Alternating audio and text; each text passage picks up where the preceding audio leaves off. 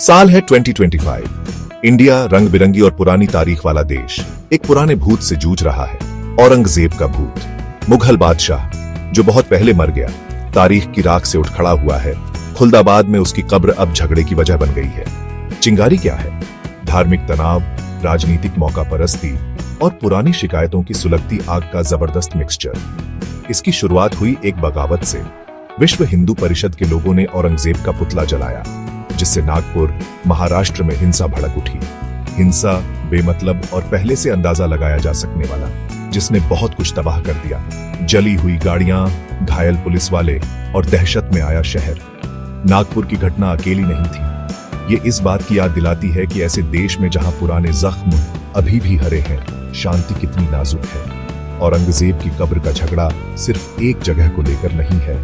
ये उन कहानियों के बारे में है जिन्हें हम मानते हैं, उस तारीख के बारे में है जिसे हम याद रखना चाहते हैं, और उस भविष्य के बारे में है जिसे हम बनाना चाहते हैं।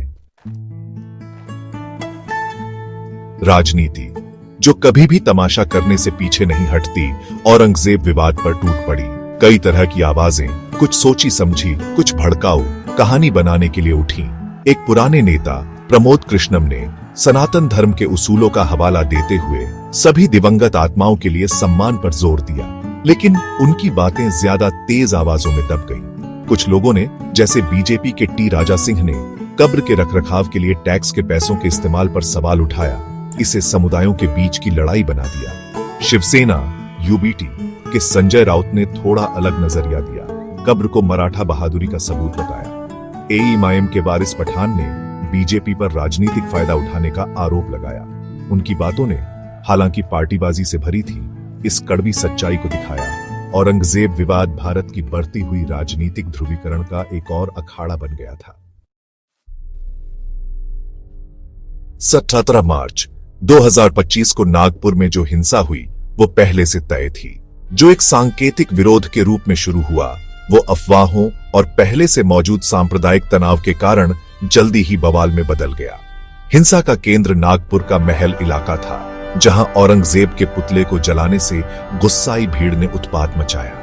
पत्थर फेंके गए, गाड़ियों को आग लगा दी गई, और यहां तक कि पुलिस, जिसे शांति बनाए रखने का काम सौंपा गया था, को भी निशाना बनाया गया।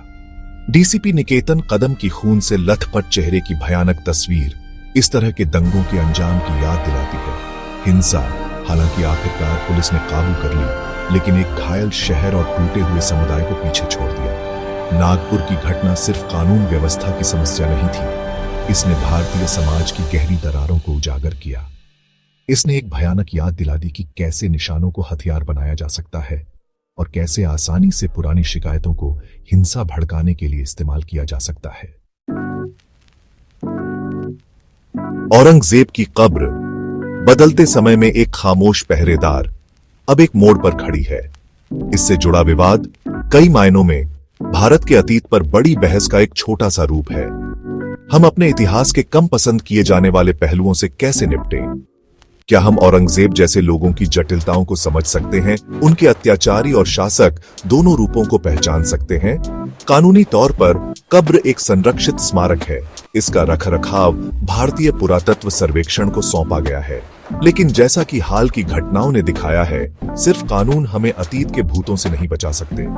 कब्र को गिराने की मांग, हालांकि इतिहास की एक खास व्याख्या पर आधारित है, सहनशीलता की सीमाओं और साझा विरासत की नाजुकता के बारे में परेशान करने वाले सवाल उठाती है। औरंगजेब की कब्र का विवाद इस बात की कड़ी याद दिलाता है कि अतीत कभी भी पूरी तरह से अतीत नहीं होता। यह हमारे वर्तमान को आकार देता रहता है, हमारे भविष्य पर एक लंबी परछाई डालता है। जैसे जैसे भारत 21वीं सदी में अपना रास्ता बनाता है, उसे अपने अतीत के भूतों का सामना करना होगा।